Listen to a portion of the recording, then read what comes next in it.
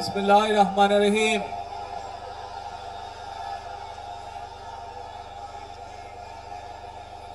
প্রিয় বাংলাদেশ, উপস্থিত প্রিয় মুরব্বীবর্গ, মঞ্চে উপস্থিত জাতীয় নেতৃবৃন্দ, আমার সামনে উপস্থিত প্রিয় ভাই ও বোনেরা এবং মিডিয়ার মাধ্যমে সমগ্র বাংলাদেশ থেকে যারা দেখছেন এই অনুষ্ঠান, প্রিয় ভাই বোনেরা, প্রিয় মা বোনেরা, আসসালামু আলাইকুম। প্রিয় ভাই বোনেরা, আজ প্রথমেই আমি রব্বুল আলামিনের দরবারে হাজারো লক্ষ কোটি শুকরিয়া জানাতে চাই। রব্বুল আলামিনের অশেষ রহমতে আজ আমি আমার প্রিয় মাতৃভূমিতে ফিরে আসতে পেরেছি আপনাদের দোয়ায়, আপনাদের মাঝে। প্রিয় ভাই বোনেরা, আমাদের এই প্রিয় মাতৃভূমি 1971 সালে লাখো শহীদের রক্তের বিনিময়ে অর্জিত হয়েছিল।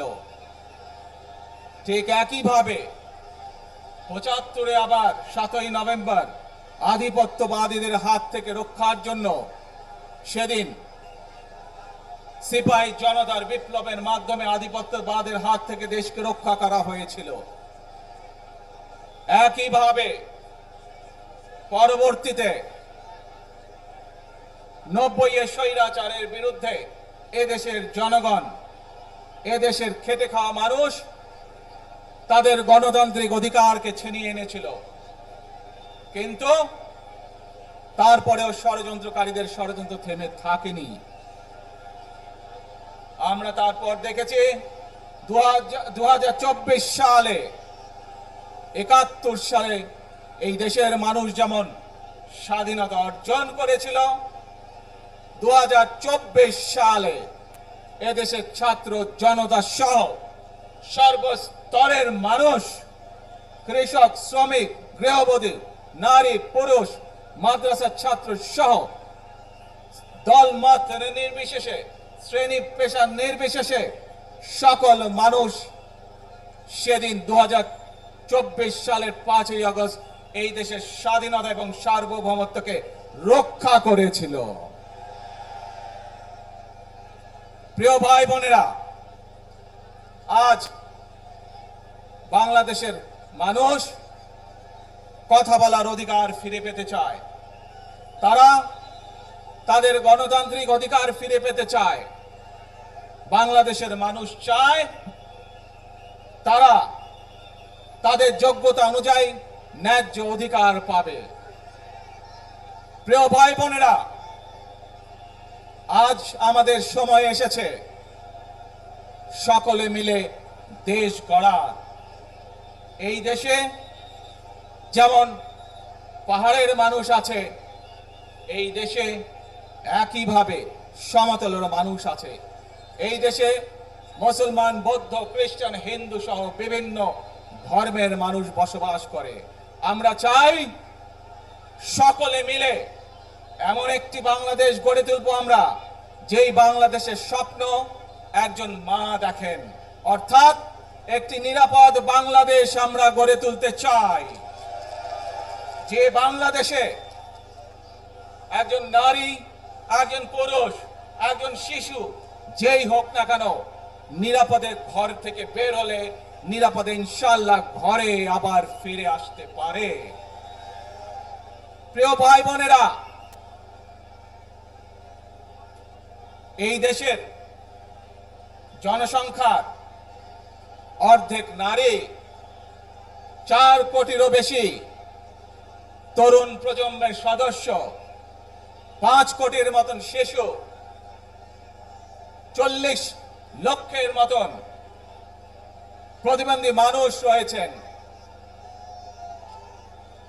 কয়েক কোটি কৃষক, শ্রমিক রয়েছেন। এই মানুষগুলোর একটি প্রত্যাশা আছে এই রাষ্ট্রের কাছে, এই মানুষগুলোর একটি আকাঙ্ক্ষা আছে এই দেশের কাছে। আজ আমরা সকলে যদি ঐক্যবদ্ধ হই, আজ আমরা যদি সকলে প্রতিজ্ঞাবদ্ধ হই, তাহলে আমরা এই লক্ষ কোটি মানুষের সেই প্রত্যাশাগুলো পূরণ করতে পারি ইনশাআল্লাহ। প্রিয় ভাই বোনেরা, ৭১ সালে আমাদের শহীদরা নিজের জীবন উৎসর্গ করেছিলেন এই রকম একটি বাংলাদেশ গঠনের জন্য। বিগত 15 বছর স্বৈরাচারের বিরুদ্ধে শত শত হাজারো গুম খুনের শিকার হয়েছে শুধু রাজনৈতিক দলের সদস্য নয়, নিরীহ মানুষের প্রতিবাদ করতে গিয়ে অত্যাচার নির্যাতনের শিকার হয়েছে, জীবন দিয়েছে। 2024 সাল মাত্র সেদিনের ঘটনা। কিভাবে আমরা দেখেছি আমাদের তরুণ প্রজন্মের সদস্যরা কিভাবে নিজের জীবন উৎসর্গ করেছে দেশের এই স্বাধীনতা এবং সার্বভৌমত্বকে রক্ষা করার জন্য। প্রিয় ভাই বোনেরা, কয়েকদিন আগে এই বাংলাদেশের 24-এর আন্দোলনের এক সাহসী প্রজন্মের এক সাহসী সদস্য ওসমান হাদিকে হত্যা করা হয়েছে। ওসমান হাদি শহীদ হয়েছে। প্রিয় ভাই বোনেরা, ওসমান হাদি চেয়েছিল এই দেশের মানুষের জন্য গণতন্ত্র প্রতিষ্ঠিত হোক, এই দেশের মানুষের গণতান্ত্রিক অধিকার প্রতিষ্ঠিত হোক, এই দেশের মানুষ তাদের গণতান্ত্রিক এবং অর্থনৈতিক অধিকার ফিরে পাক। আজ 24-এর আন্দোলনে যারা শহীদ হয়েছেন, ওসমান হাদি সহ ৭১-এ যারা শহীদ হয়েছেন, বিগত স্বৈরাচারের সময় বিভিন্নভাবে খুন গুমের শিকার হয়েছেন, এই মানুষগুলোর রক্তের ঋণ যদি শোধ করতে হয়, আসুন আমরা আমাদের সেই প্রত্যাশিত বাংলাদেশ গড়ে তুলব, যেখানে আমরা সকলে মিলে কাজ করব, যেখানে আমরা সকলে মিলে আমাদের প্রত্যাশিত বাংলাদেশকে গড়ে তুলব। প্রিয় ভাই বোনেরা, বিভিন্ন আধিপত্যবাদ শক্তির গুপ্তচরেরা বিভিন্নভাবে ষড়যন্ত্রে এখন লিপ্ত রয়েছে। আমাদেরকে ধৈর্যশীল হতে হবে, আমাদেরকে ধৈর্য ধারণ করতে হবে। বিশেষ করে তরুণ প্রজন্মের যে সদস্যরা আছেন, আপনারাই আগামী দিন দেশকে নেতৃত্ব দিবেন, দেশকে গড়ে তুলবেন। এই দায়িত্ব তরুণ প্রজন্মের সদস্যদেরকে আজ গ্রহণ করতে হবে, যাতে করে এই দেশকে আমরা সুন্দরভাবে গড়ে তুলতে পারি। শক্ত ভিত্তির উপরে, গণতান্ত্রিক ভিত্তি, শক্তিশালী অর্থনৈতিক ভিত্তির উপরে যাতে এই দেশকে আমরা গড়ে তুলতে পারি। প্রিয় ভাই বোনেরা, আমার সাথে আজকে মঞ্চে এখানে বহু জাতীয় নেতৃবৃন্দ বসে আছেন। আসুন আজকে আমরা দুহাত তুলে আল্লাহর দরবারে দোয়া করে আল্লাহর রহমত আমরা চাই। যে সকল জাতীয় নেতৃবৃন্দ এই মঞ্চে আছেন, মঞ্চের বাইরে যে সকল জাতীয় আরো নেতৃবৃন্দ আছেন, আমরা সকলে মিলে এই দেশকে নেতৃত্ব দিয়ে আমাদের বাংলাদেশের জনগণের প্রত্যাশিত সেই বাংলাদেশকে আমরা গড়ে তুলতে চাই। আমাদেরকে যে কোনো মূল্যে আমাদেরকে এই দেশের শান্তি শৃঙ্খলা রক্ষা করতে হবে। যে কোনো উস্কানির মুখে আমাদেরকে ধীর শান্ত থাকতে হবে। প্রিয় ভাই বোনেরা, আমরা দেশের শান্তি চাই, আমরা দেশের শান্তি চাই, আমরা দেশের শান্তি চাই। প্রিয় ভাই বোনেরা, মার্টিন লুথার কিং নাম শুনেছেন না আপনারা?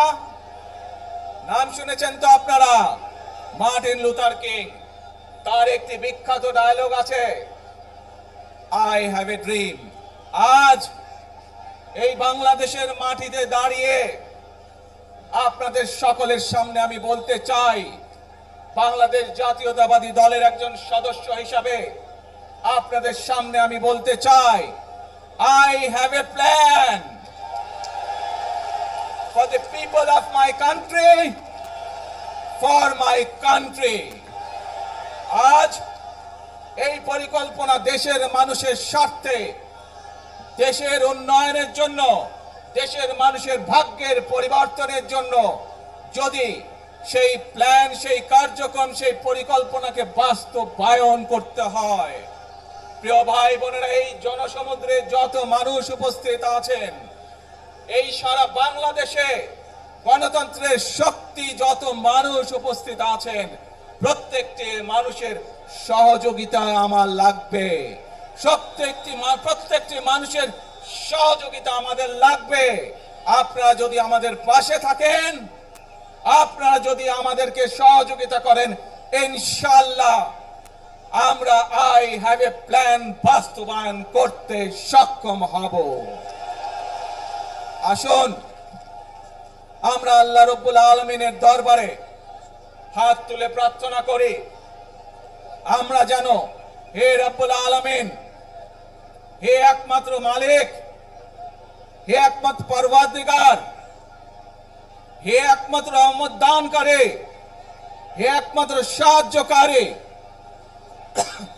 আজ আপনি যদি আমাদেরকে রহমত দেন, তাহলে আমরা এই দেশের মানুষ কঠোর পরিশ্রম করার মাধ্যমে আমাদের প্রত্যাশিত বাংলাদেশকে গড়ে তুলতে পারবো। আজ যদি আল্লাহর রহমত এই দেশ এবং এই দেশের মানুষের পক্ষে থাকে, আল্লাহর সাহায্য, আল্লাহর দয়া এই দেশের মানুষের উপরে, এই দেশের উপরে থাকে, ইনশাআল্লাহ আমরা আমাদের প্রত্যাশিত বাংলাদেশ গড়ে তুলতে সক্ষম হব। প্রিয় ভাই বোনেরা, আজ আসুন আমরা সকলে মিলে প্রতিজ্ঞা করি, যে ইনশাআল্লাহ আগামী দিনে দেশ পরিচালনার দায়িত্বে যারা আসবে, আমরা সকলে নবী করিম সাল্লাল্লাহু আলাইহি সাল্লামের যে ন্যায়পরায়ণতা, সেই ন্যায়পরায়ণতার আলোকে আমরা দেশ পরিচালনার সর্বোচ্চ চেষ্টা করব। প্রিয় ভাই বোনেরা, আজ আপনারা জানেন, এখান থেকে আমি আমার মা দেশনেত্রী খালেদা জিয়ার কাছে যাব। এই একটি মানুষ, যে মানুষটি এই দেশের মাটি, এই দেশের মানুষকে নিজের জীবনের থেকেও বেশি ভালোবেসেছেন। তার সাথে কি হয়েছে আপনারা প্রত্যেকটি মানুষ সে সম্পর্কে অবগত আছেন। সন্তান হিসাবে আপনাদের কাছে আমি চাইবো, আজ আল্লাহর দরবারে আপনারা দোয়া করবেন, যাতে আল্লাহ ওনাকে তৌফিক দেন, উনি যাতে সুস্থ হতে পারেন। প্রিয় ভাই বোনেরা, সন্তান হিসাবে আমার মন আমার মায়ের বিছানার পাশে পড়ে আছে সেই হাসপাতালের ঘরে, কিন্তু সেই মানুষটি যাদের জন্য জীবনকে উৎসর্গ করেছে, অর্থাৎ আপনারা এই মানুষগুলোকে, যাদের জন্য দেশনেত্রী খালেদা জিয়া জীবন উৎসর্গ করেছেন, নিজের জীবন, সেই মানুষগুলোকে আমি কোনোভাবেই ফেলে যেতে পারি না। এবং সেজন্যই আজ হাসপাতালে যাবার আগে আপনাদের প্রতি সহ টেলিভিশনগুলোর মাধ্যমে যারা সমগ্র বাংলাদেশে আমাকে দেখছেন, আপনাদের সকলের কাছে কৃতজ্ঞতা প্রকাশ করার জন্য আজ আমি এখানে দাঁড়িয়েছি আপনাদের সামনে।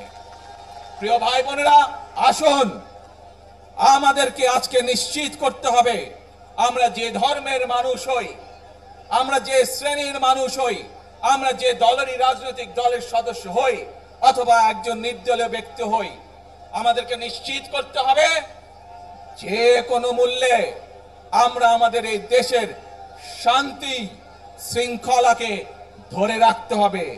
যে কোনো মূল্যে যে কোনো বিশৃঙ্খলাকে পরিত্যাগ করতে হবে। যে কোনো মূল্যে আমাদেরকে নিশ্চিত করতে হবে যাতে মানুষ নিরাপদ থাকতে পারে। শিশু হোক, নারী হোক, পুরুষ হোক, যে কোনো বয়স, যে কোনো শ্রেণী, যে কোনো পেশা, যে কোনো ধর্মের মানুষ যেন নিরাপদ থাকে, এই হোক আমাদের চাওয়া আজকে। প্রিয় ভাই বোনেরা, আসুন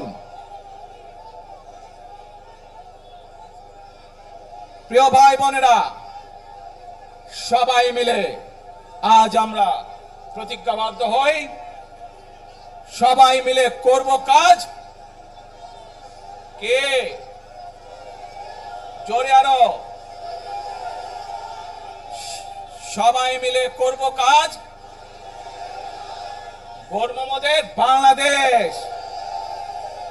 ইনশাআল্লাহ আপনাদের সকলের কাছে দোয়া আছে, আবারও সকলকে যে কোনো মূল্যে দেশে শান্তি শৃঙ্খলা রক্ষার আহ্বান জানিয়ে যে কোনো বিশৃঙ্খলাকে পরিহার করে ধৈর্যের সাথে মোকাবেলা করার আহ্বান জানিয়ে আমার বক্তব্য শেষ করছি।